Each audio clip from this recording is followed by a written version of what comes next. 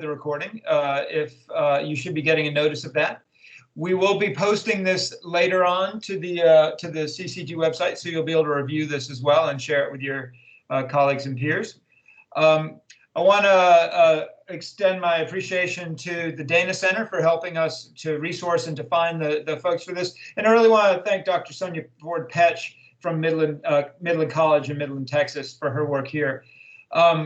Dr. Ford-Petch is Department Chair and Professor of Mathematics at Midland College in Midland, Texas. She's been teaching mathematics both face-to-face and online at the collegiate level for almost 20 years now. She has a research focus as well on best practices in teaching and learning in an online environment, with an emphasis on increasing students' feelings of connectedness. And this came up last week. I mean, this was one of these big things that came up last week about anxiety around how you create a sense of belonging among students in an online setting, particularly where you don't have the opportunity, as we did this term, with meeting those students face-to-face first. And of course, as we go in towards the summer, for those of you who will be doing some learning support over the summer, that is a condition we're in. So I'm gonna hope that Sonia's here. I'm gonna turn off my camera, which will be a disappointment to all of y'all, and mute myself. And Sonia, are you ready to go? I am. Thank you, Jonathan. I'll go ahead and start sharing my screen.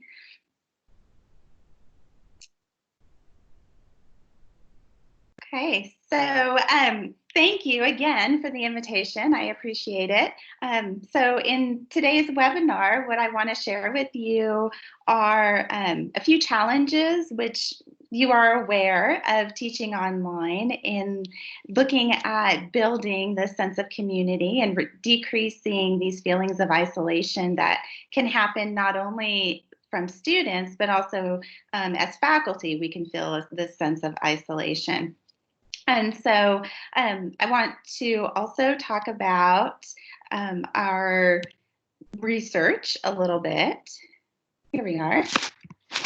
Okay, so looking at the research of the community of inquiry model and factors of online student connectedness.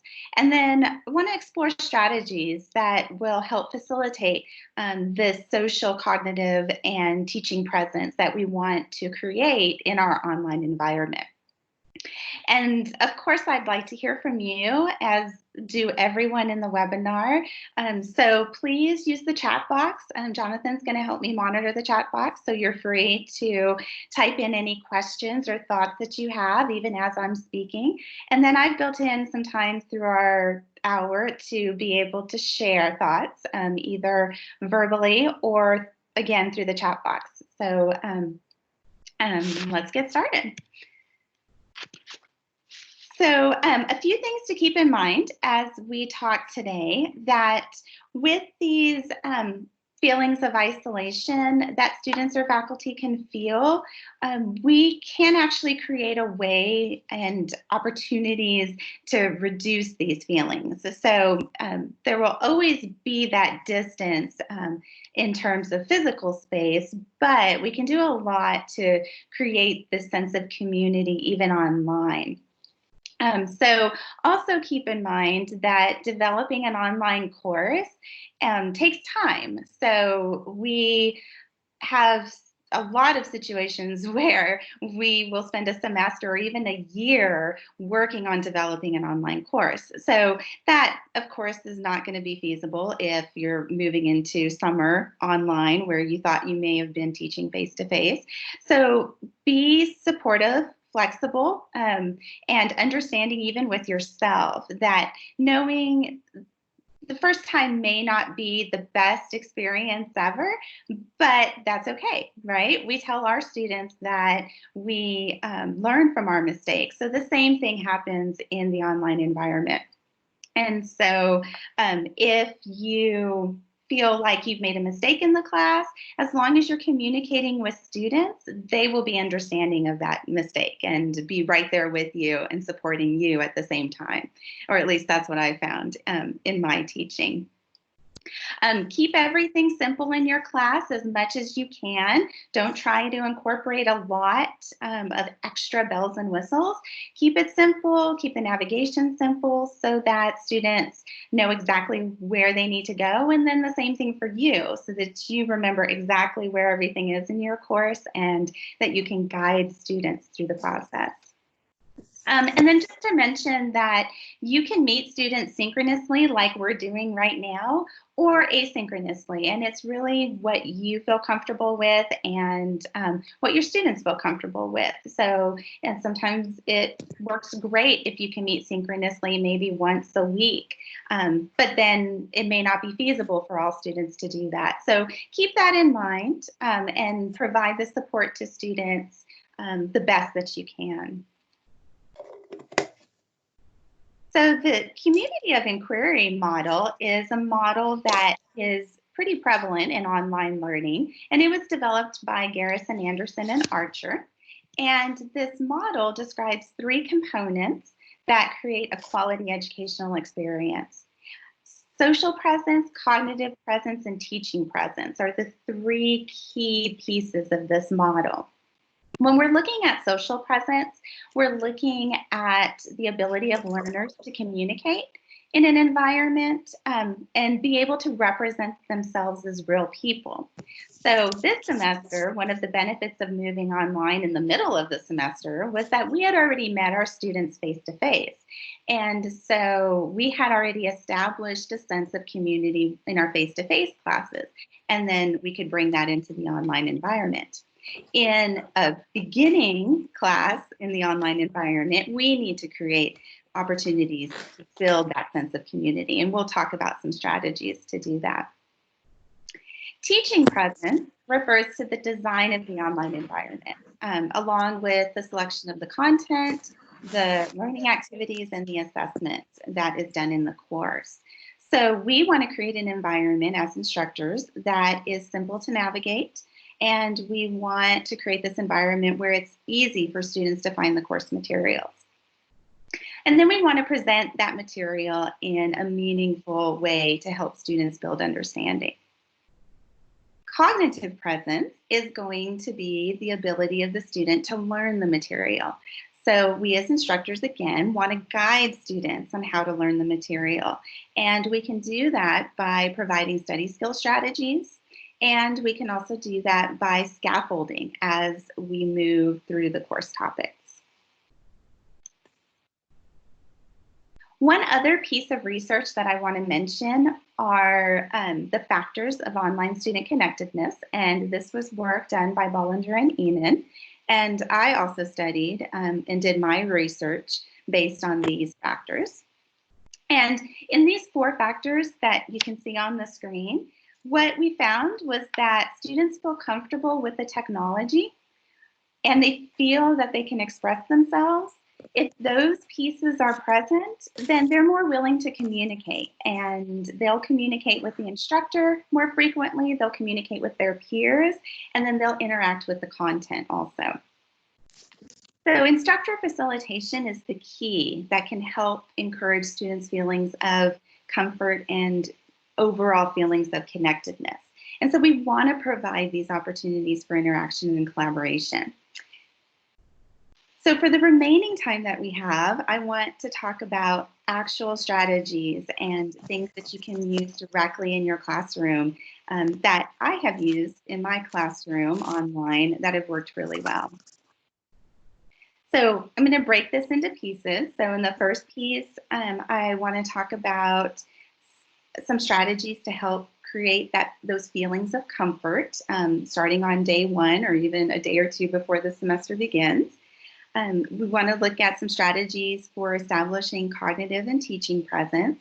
And then in all of this, I want to just share some things that to keep in mind in terms of time management so that your students don't feel overwhelmed, but also that you don't feel overwhelmed in the online environment also. Okay, so in keeping with the theme of keeping it simple, we want to create an environment that makes navigation easy for students. So all of our learning management systems have the ability to chunk material, chunking introductory information, chunking content information, and it can look different depending on the learning management system. Some learning management systems call those folders, some call it modules. It doesn't matter. It's still the same chunking idea.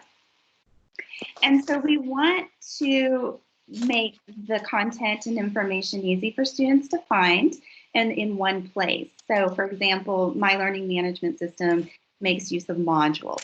And so I use my modules to group my material by maybe 1 or 2 sections, depending on the content, or maybe even up to 3 or 4 sections, depending on what's in that content.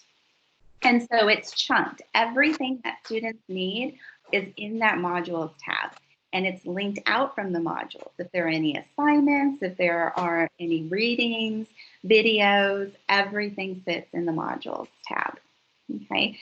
Then I hide all of my other extra things. So there's all of these great tools and resources in our learning management system, but students don't need to see every single piece of that right there on their main page. And so I hide a lot of those tabs so that it's a very simple, streamlined navigation system. I leave announcements available, I leave the modules tab available, and the grades available. And then depending on the course, I'm linked out to the online homework system. So it's very streamlined. All the other tabs are unavailable for students to see, but they can still access within my modules groupings. You may also want to consider doing just a very short video at the very beginning of your course that orients students to find where the main course materials are. And this video shouldn't be very long, 5 minutes probably at the longest, but it's a nice visual way for students to see what's in your course. And there are a lot of screen capture tools that you can use to do this that will allow you to record these short videos. Okay, something else that you want to consider is to create an inviting welcome page. Okay, just as we walk into somebody's home or we walk into the classroom face to face, we want that environment to be welcoming to students. And we also don't want it to be overwhelming. So keep that welcome page or your course landing space, keep that very simple. And so, for example, in my course welcome page, I have a little picture that says, I love math on it, okay, because I'm teaching math. And then I have a link to the instructor information. I have a link to general course information, and that's it. So I keep it very, very simple. And then I have a little statement at the bottom that says, to start the course, click on the modules tab and follow the directions there. So the space is very clean and students don't feel overwhelmed when they come into the course. I see some instructors sometimes when I review courses that put their landing page as their modules or their list of assignments. Well, that could feel overwhelming to students, and especially co-requisite students that are coming into the course and like, oh my goodness, I have to do all of this. This is going to be impossible. And so you want to bring it to students in steps. And so keep that welcome page very clean, okay? You may also even want to consider adding your own picture or creating a short introduction, 2 minutes. Hi, welcome to the course. I'm your instructor.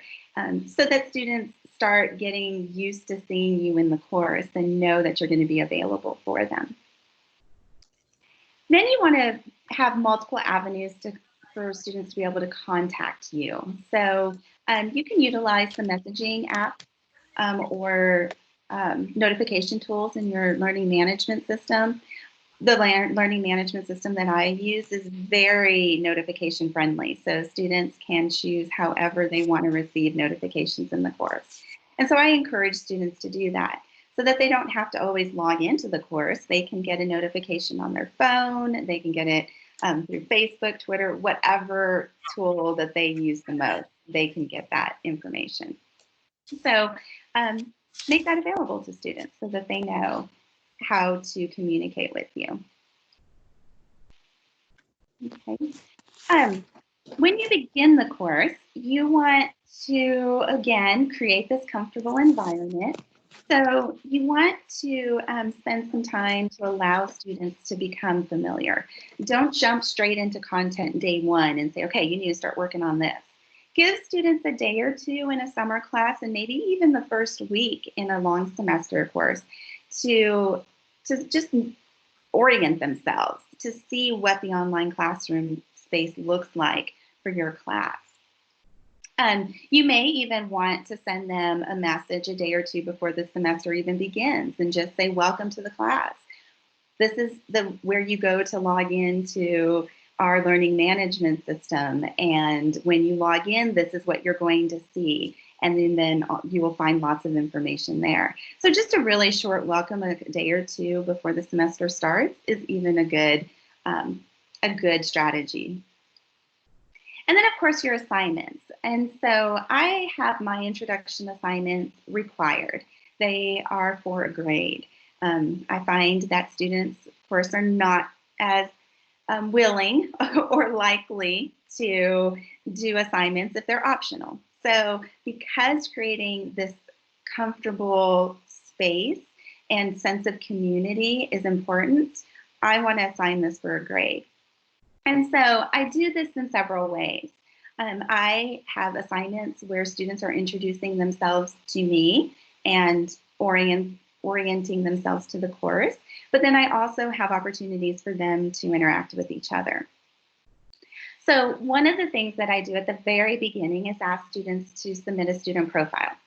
And this is very much like what we do in our face-to-face classes, the first day name, phone number kind of information. But then I ask other questions in there. So I will ask students why they're taking the class online in a normal semester, not being forced to. But I will ask them why they're taking it online. What previous math courses have they taken? What supports do they have to help the course? And the student profile is self-graded. So I have it as a survey in my learning management system. So it automatically gets graded. That's not something that I need to do. But what I do in the student profile is respond to every student at the very beginning. So I'll even ask students, tell me something interesting about yourself. And so all of these things together give me an opportunity to be able to welcome again, one-on-one, the student. Hi, John, welcome to college algebra this semester. I look forward to working with you. And it can be as simple as that. But it can also be more personal if there's something that I want to comment or advise. For example, if a student mentions that they may have trouble accessing internet or a computer regularly, then I may want to address that and provide some resources for them. The scavenger hunt is another assignment at the very beginning, and the scavenger hunt can be thought of similar to a syllabus quiz.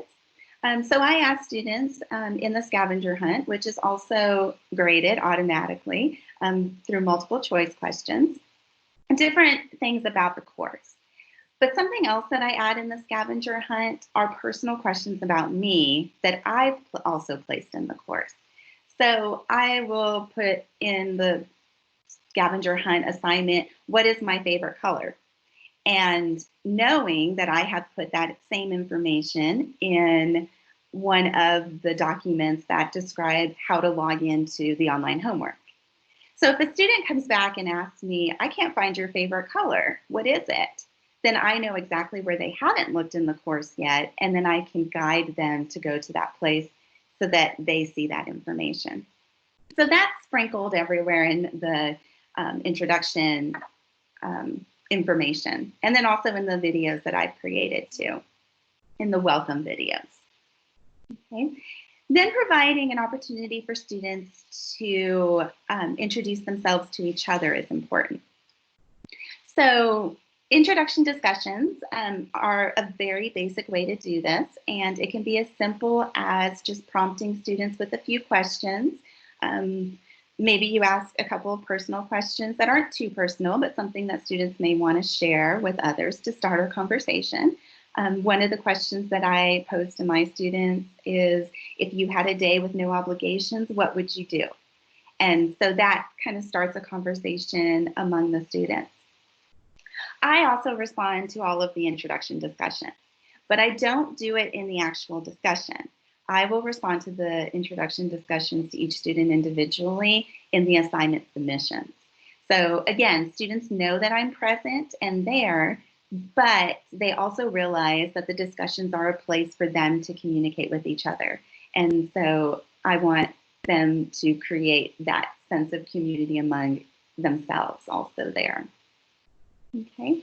And then synchronous video conferencing, if that works for you, do that in the very first week of the semester. Provide opportunities to meet with you, maybe in online office hours. And you could use Microsoft Teams to do this. It's very easy to put a link in my learning management system. I can just create a link to my Teams meeting and be present and waiting for students to come in. They click on that link and they're good to go, and we can have a conversation. So consider that. You could also be available in a chat if you don't want to be face-to-face. You can be available in a chat in online office hours, just so students know that you're present and that you're there to welcome them and to help them through that first week. Because it can feel overwhelming to them the first few days or first week of the semester, just getting used to everything. Okay. So I'm going to pause since I've been speaking for just a little bit and give you a chance to share any strategies that you've used that have worked really well in creating a comfortable online environment for your class. And you're welcome to share this in the chat, or if you want to unmute your microphone, you're welcome to share it to the group.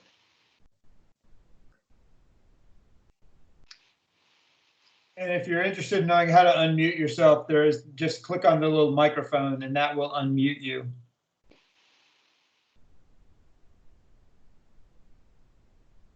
So,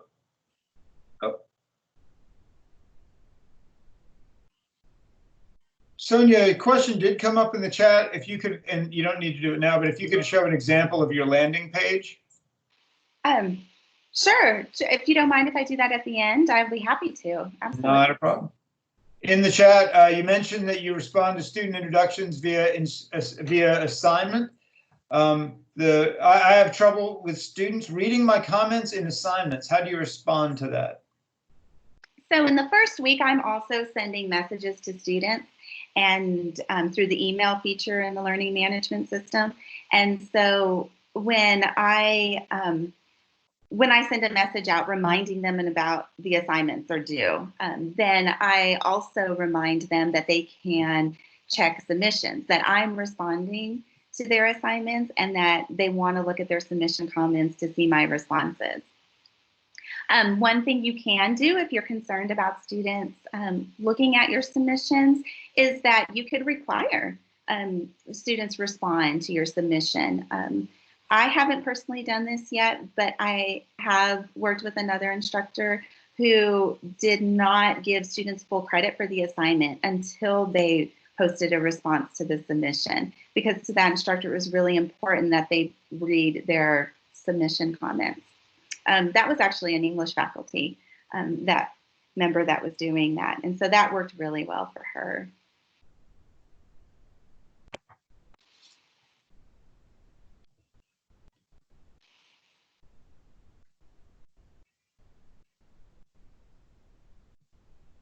And I'm sorry, I can't see the chat. Yeah, so I was going to say, so here's Ernest says, well, this is they're flying in now. Much of this is response to and from the, but Ernest said, I try to open discussions that allow students to share at the start of the course. I would offer introduction questions for them to respond to, may have my welcome statements.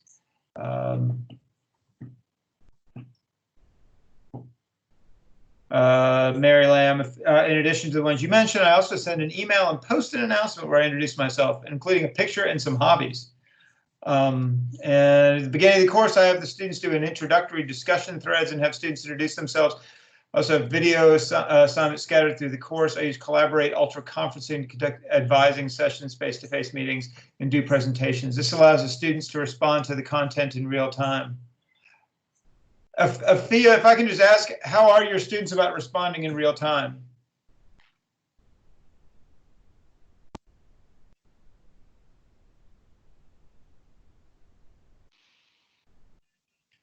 Nope. Well, I think Afia's not.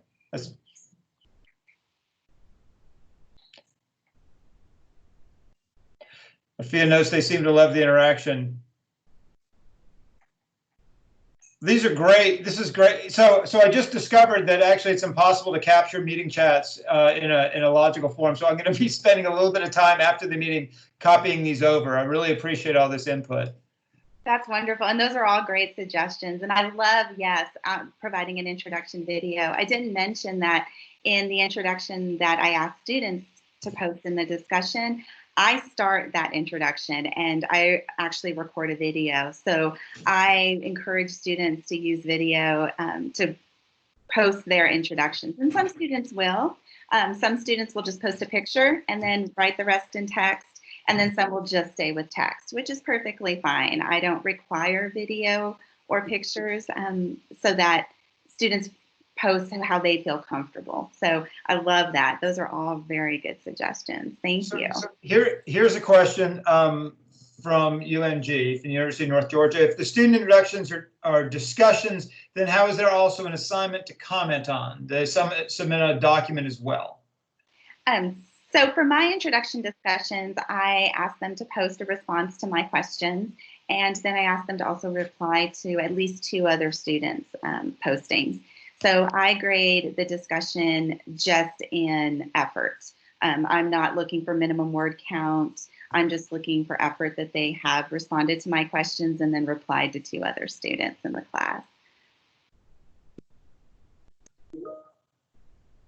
Very good. Thank you. So we'll definitely have some more time, so that's not it. But just to move forward to make sure that I'm able to share everything with you. In addition to creating this environment at the very beginning, we also want to establish that teaching and cognitive presence throughout the entire semester. So what I try and do is set up as much as I can of my course before the semester even begins. If you're new to online teaching, then this may not be possible. There's a lot to do. But the more that you teach online, the more that you'll be able to reuse your materials. And so that'll be less and less set up at the beginning of the semester. But I always try to have everything up and good to go running so that I can spend my semester in facilitation, so that I have the time to respond to students' postings like I am in the very first week, where I'm very much in the course a lot. So one of the things that I do as I create the experience online is provide module introduction videos. And again, these can be generic. They should not be long. They should be a few minutes, just a broad overview of what students are going to see in the module. And what I've learned too is that you want to make these in general. So you want to be able to reuse them. You don't want to say, hey, welcome to the fall semester, week 3, September 5th. You don't want to be that, that specific. Keep them very broad. Hey, welcome to module 3. In this module, we're going to study this, this, and this. And let me know if you have any questions. I'm always here to help you. So very short and broad, but recording those videos create that instructor presence in the course. So students see you every time they start a module. You are not in real time to them, or I guess I should say in real time there, but you create that presence. Okay, so that's a really good introduction. Then providing opportunities for instructor feedback. And then you want to share with students how to expect that feedback.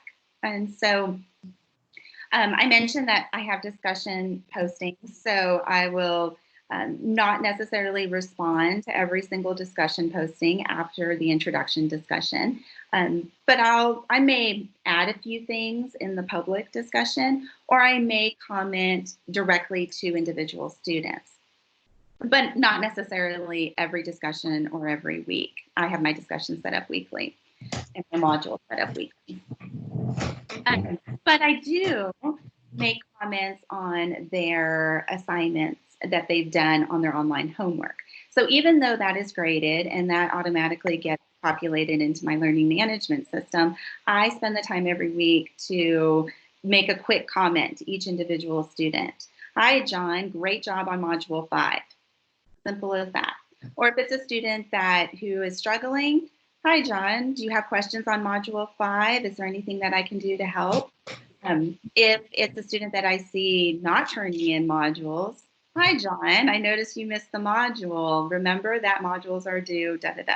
And so I have these broad statements that I can make to students. Again, it creates that instructor and teaching presence, and it's quick. It's as quick as a copy and paste and then personalized for each individual student. Checking in reports is something else that I do. And these checking in reports are done, depending on the course, every 2 weeks, every 3 weeks. The checking in reports are an assignment that I've created in the learning management system. They are graded, and it's a one-on-one dialogue between me and the student. And I ask the student to just comment, how were the last couple of weeks? Comment on the assignments, on your life, whatever you want to let me know. And so then that gives me a chance to respond again. So if a student says, I'm really overwhelmed, I cannot figure out how to graph these functions, and I'm so confused. Well, that gives me a chance to reach out to that student and say, hey, have you watched the videos that I posted? Have you done this? Have you done this? What about this? And I have that one-on-one dialogue. Again, chunking is important. So just as you want to chunk your course materials, you want to chunk the information that you're presenting also. So I have recorded my own videos. Even with all the resources that are available, students really want their instructor. And so it's not bad to put other resources in the course, and I do that. But the bulk of the course are videos that I have created and that have my voice. So I use the document camera, and I just record very short videos. So maybe 5-10 minutes, depending on some of my problems. I have to spend a little bit more time to work through a problem. But the point is that they're short, okay? And they're broken up by topic. So students can go to those videos. I've also created guided lecture notes so that students can use those lecture notes just as if they were sitting in class. They can play the video, and they can take the notes on those guided notes. And so a lot of this has come from my face-to-face class too. Honestly, those videos were recorded from my face-to-face class. So I tell students that, and I let them know that the experience that they're getting online is similar to what they would get in a face-to-face course. I would not record long videos. I suggest keeping those videos very short. It's very overwhelming for students to click on a link and see that they have to watch a 50-minute or an hour and a half video. That's overwhelming. And so chunk your videos so that they're in small pieces. And then that also helps students to be able to go directly to the topic or problem, in my case for math, that they're struggling with and get their help. And then you can follow up with online office hours. So you can do this just the first week of class, or you can continue through the whole entire semester. And so you can then address content questions and so forth in these either synchronous meetings or having a space where students can ask questions. And then be present by responding to students.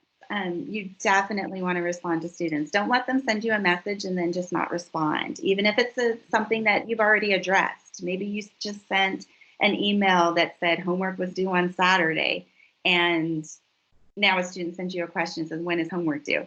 Okay, just send it to them and say homework is due on Saturday. It's important for students to know that when they send a question that they will get a response from you. and within a reasonable time. 24 to 48 hours is a reasonable amount of time of when to expect a response.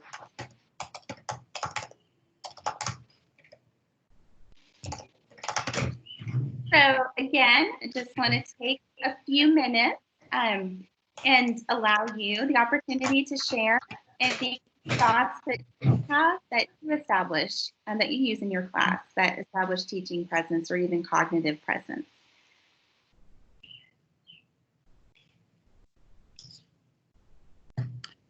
I have a question.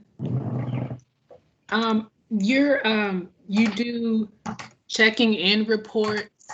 I want to know how you do that. That's my first question. Okay, yes. So the checking in reports are an assignment. So I just created a text space. I use Canvas, that's my learning management system. And so I just created an assignment that allowed a text entry or a video. I give students the option to also record a video and just use that space to share with me how are you doing? What's going on? How do you feel about the content that we've covered? What's going on in your life? Anything that they feel comfortable with me, they can share. Some students will share a lot with me. Some will just say, I'm doing great. I don't have any questions. And that's perfectly fine. I respond back, great. I'm so glad that the class is going well. I check their grades and give them an overview. Yeah, you're doing great. For students who are struggling, that's my opportunity to give them links to resources or to remind them of resources available in the course, and then just offer, again, my help.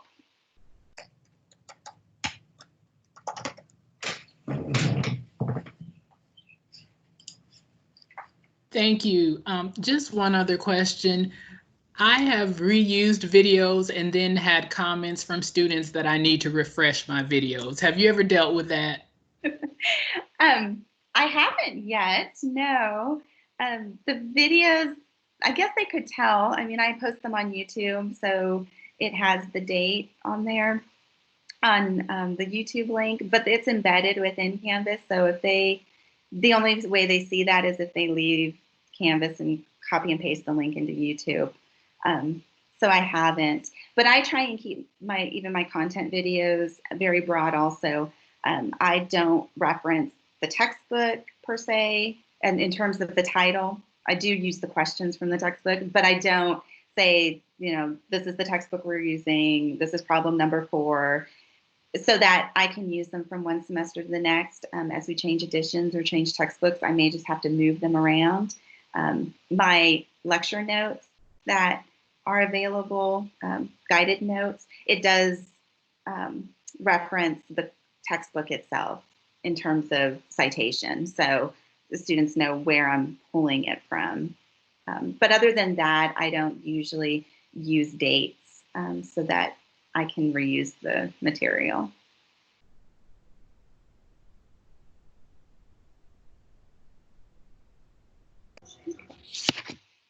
I'm going to go ahead and... I have a comment. Oh, I'm sorry. I have a comment. Yeah.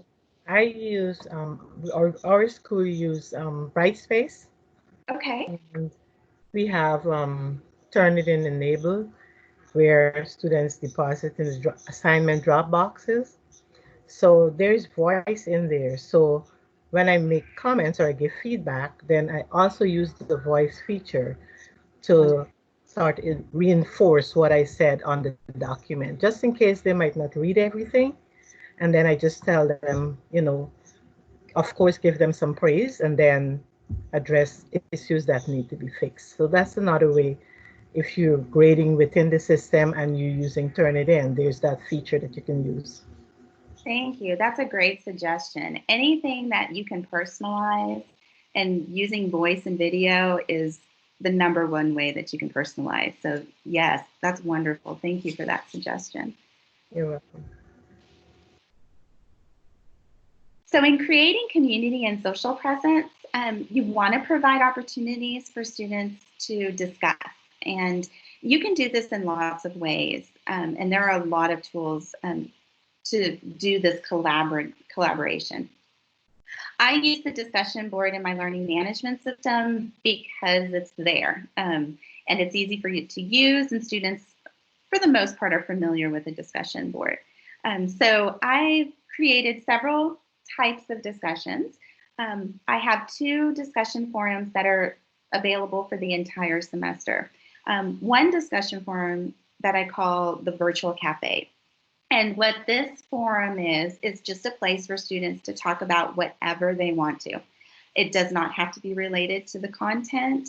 Sometimes students know each other from previous classes, and this can be a space where maybe they carry on conversations. Maybe they post their favorite book or their movie they just saw that they really like, or they saw a great resource and they want to share that.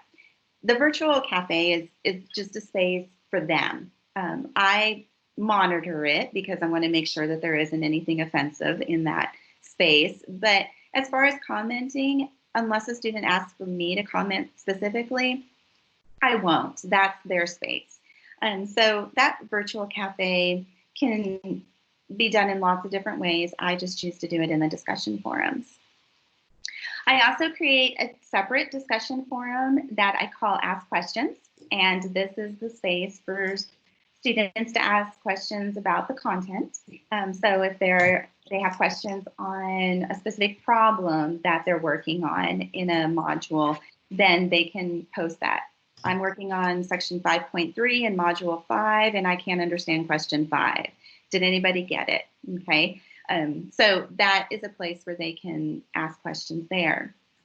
I'm not immediate on there. I wait just a little bit to see if other students will respond first. And then if after a little bit of time, if I don't see any other students responding, then I'll jump in and respond. But again, I want it to be their space. And so that Ask Questions forum is a place for them to do that. And then, oh, yes. So can I break in just 1 second? So a question came up that does seem kind of relevant right now. So yeah, Rhonda Kelly asked if students use the virtual cafe, which I think is actually, you know, that's actually a question I have too when I think about my students, like whether they're actually going to go in and use this fancy space that I'm not monitoring necessarily all that closely. And you know, honestly, for me, even it depends on the semester. Because these 2 spaces are not graded, then it's completely up to students. So I've had some semesters where there's a lot of conversation going on in the virtual cafe space, and that's great. And then there's some semesters where maybe one question at the beginning, hey, I saw this movie, but no other students responded, and so it just kind of died. So it's kind of a I don't know. We'll see what the semester is and what the group of student is. But if you want to, you can encourage students. I just say that it's available, but I don't specifically encourage or tell students, hey, don't forget you have your virtual cafe, you can speak in there.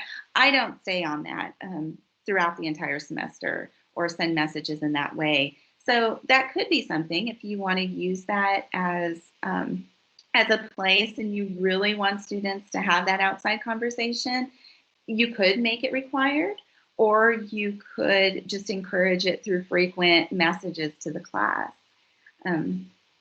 Yeah, it just depends. Anything that's going to be optional is a give and take. Sometimes it's great, and sometimes not a single student will participate in it.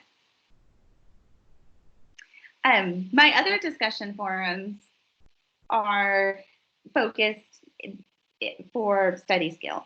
So I will spend about the first half of the semester giving students strategies on study skills, and mine are tailored specifically towards mathematics. So I talk about learning styles, I share links about learning styles, I talk about time management, test-taking strategies, and I ask students to respond to questions specifically related to math. So, for example, test-taking strategies. I give several links on that, and then I ask students, how are you going to prepare for the midterm exam for this class in what you read this week?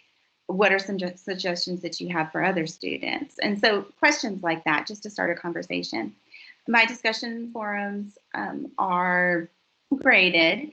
And so I ask students to respond to my prompts and then to respond to at least one other student in the class.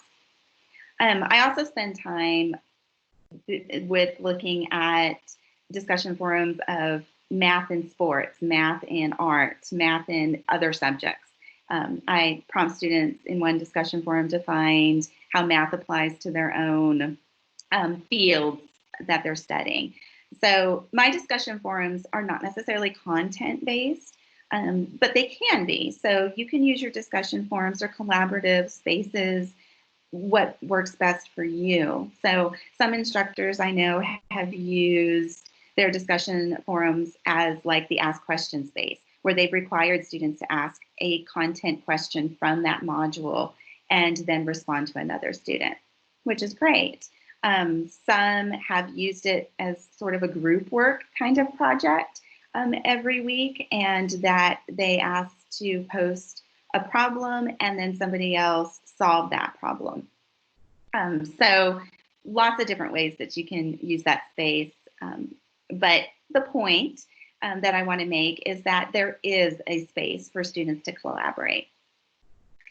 And then another idea is to form support groups, especially with co-requisite students, so that they're not only hearing from you, but they're also hearing from their peers. So pairing students up in small groups and asking them to speak to each other, to encourage each other, to help each other. And again, this can be optional, which probably will mean that students are not going to participate as much, or it could be required. And maybe you start with requiring it and then maybe lead to optional. Maybe you start with more informal groups to then lead up to maybe a project, a group project that you want students to work on. So that's another idea for encouraging students to work together. So just a minute or two, please share, how are some ways or strategies that you've created community and social presence in your courses?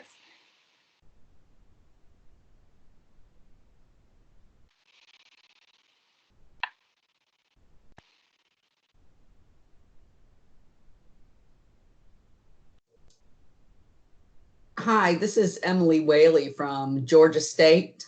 Hi. I've been teaching online for a while and just joined today to see if you come up with some great ideas I hadn't thought of yet. Hopefully one. I have discussion questions linked up with each unit that we cover, and for every section of the textbook, so the students, while they're in that unit on iCollege, can just click on a link to the discussion and they can post any questions that they have on the homework problems or on any topics at all. And it's a great place for students to do what you described before, where they answer each other's questions, and I'll wait a little while, a couple of days, and then I'll post to it. That's great. Good.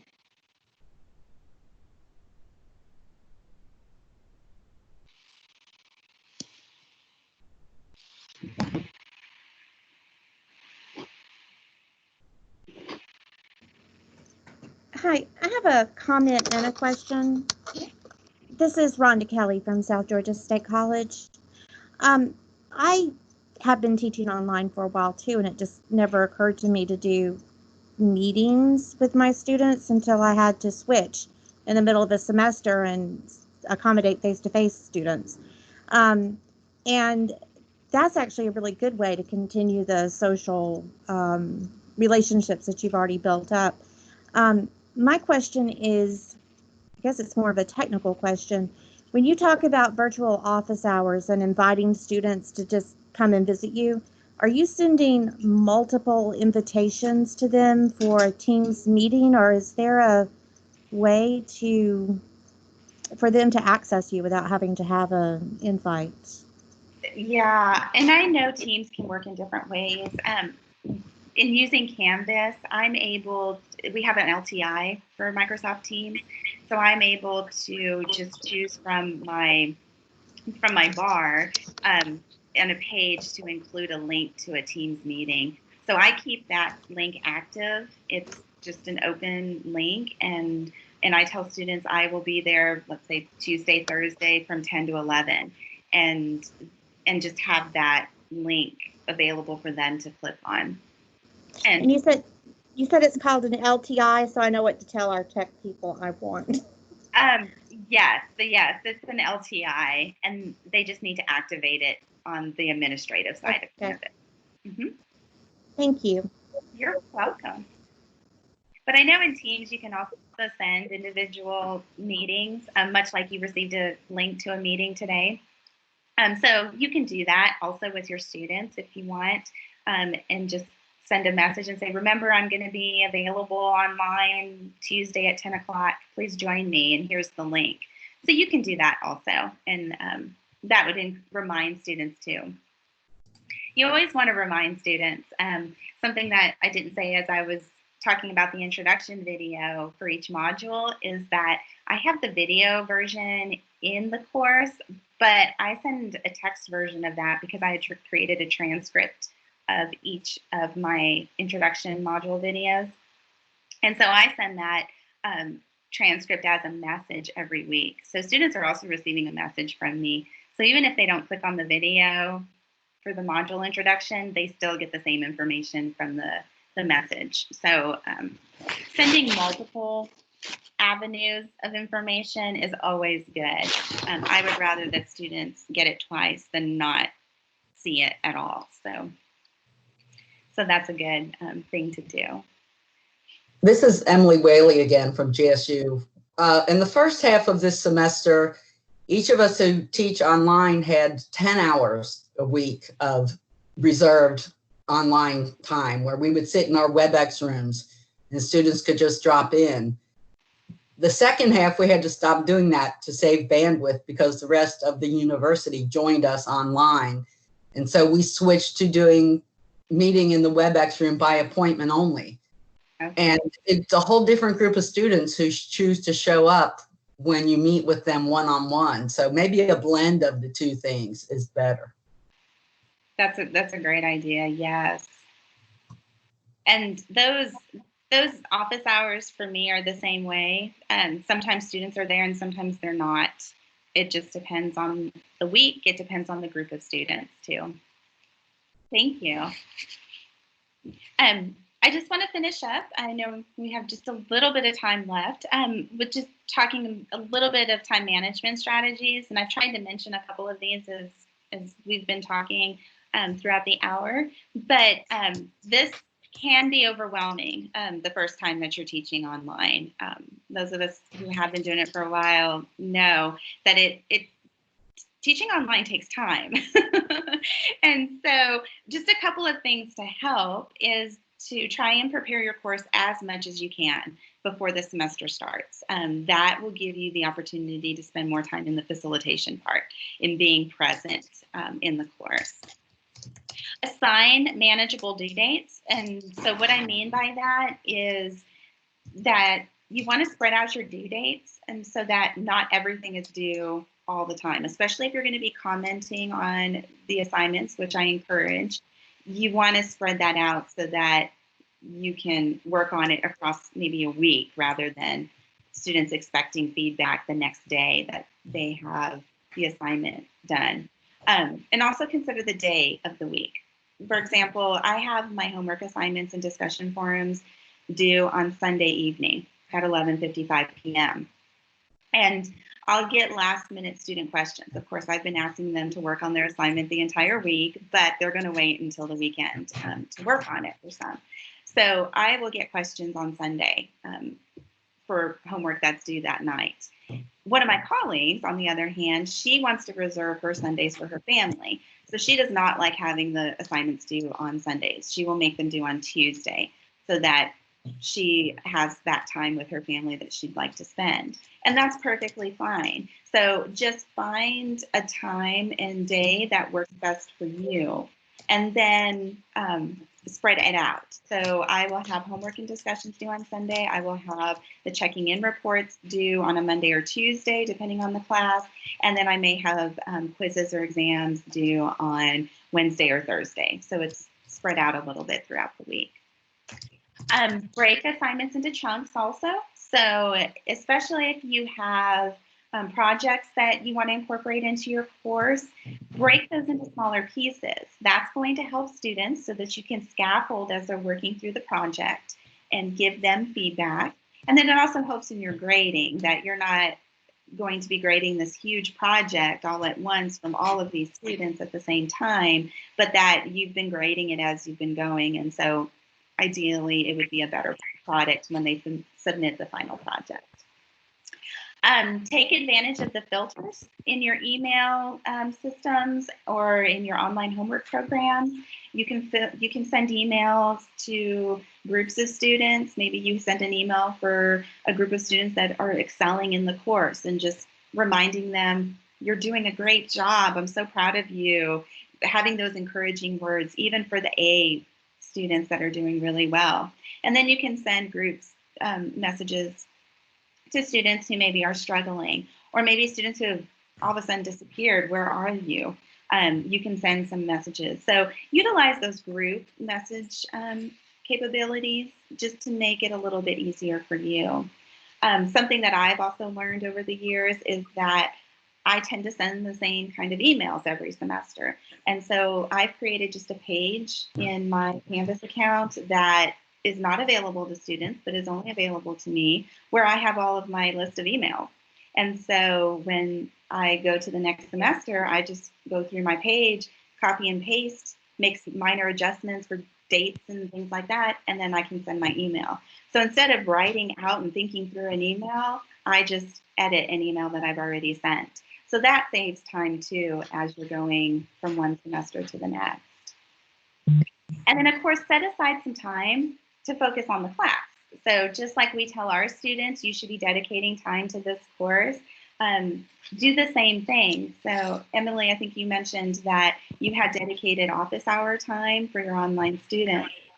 Same thing, dedicate time. If you were reading this class face-to-face, let's say 3 hours a week, you would be in that class Monday, Wednesday, Friday at 9 a.m. So plan at least that time in the online space too. And if you need to put it on your schedule, do it so that that is dedicated time that you're spending in the class. So I know we're running really close, so I'm going to skip that. And I just want to show you that there are several collaboration tools that you can use, but there are hundreds of collaboration tools.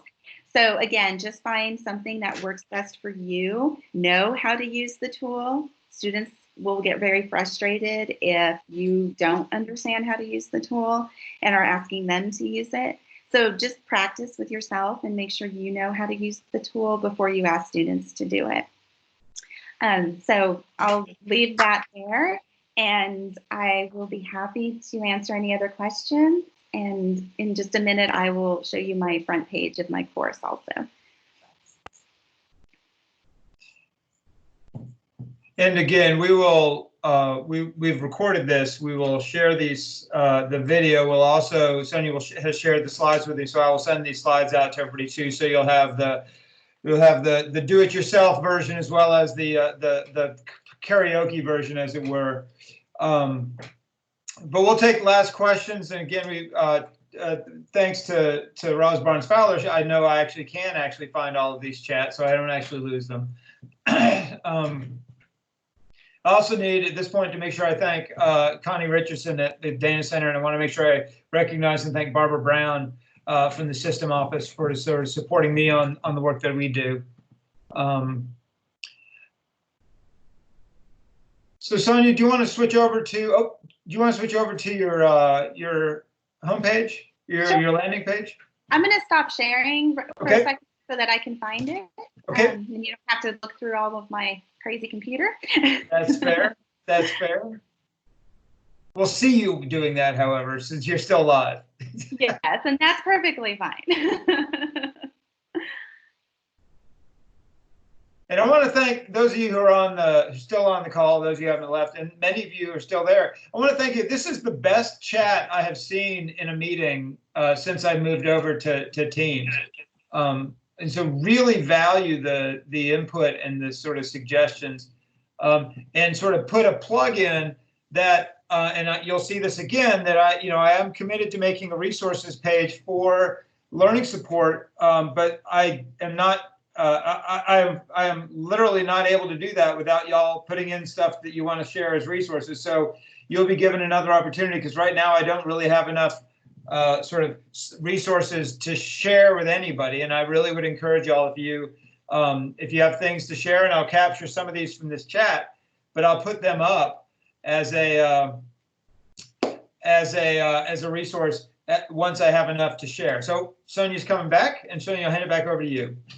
Thank you, Jonathan. Yes, this is my landing page. So I use my announcements for just the very beginning of the semester, and I leave these announcements on there because I want students to go back and reference some of that information. But otherwise, this is my front page. So I have just an I Love Math picture, a welcome, start here, and instructor information. And so that start here goes straight to some course information.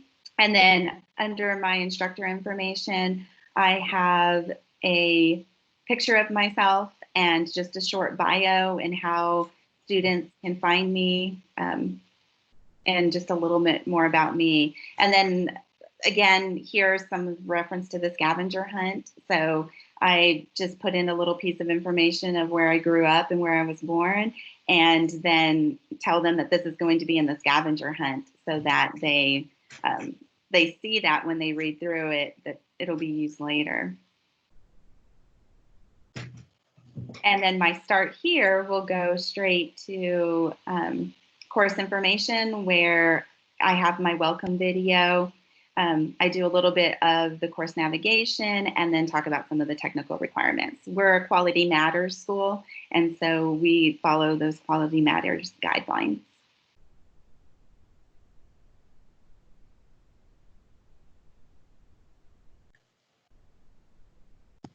Okay. Okay. Well, thank you so much, Sonia. There's an urgent question from Yvonne Warren at Savannah State in the chat box. If you have user-friendly and less time-consuming ways to grade essays, email her at warreny@savannahstate.edu. But if you do have that, I'm going to wager that's something that more people would be interested in. And frankly, you could probably monetize that as well. But I would really love to know that as well. And I'm going to, like I said, I will post all this when we have it. But Sonia, again, thank you so much. And thank you, everybody, for your time. I really appreciate it. Look for follow-up communication from me. Both those of you who did register, you'll get follow-up communication. That's the benefit of registration. But again, 6 people came on, and I really appreciate your time. Enjoy the rest of your week. And again, thank you so much as you wrap up your semester. Bye, y'all. Thank you. Bye-bye. Thank you. Thanks. There it is.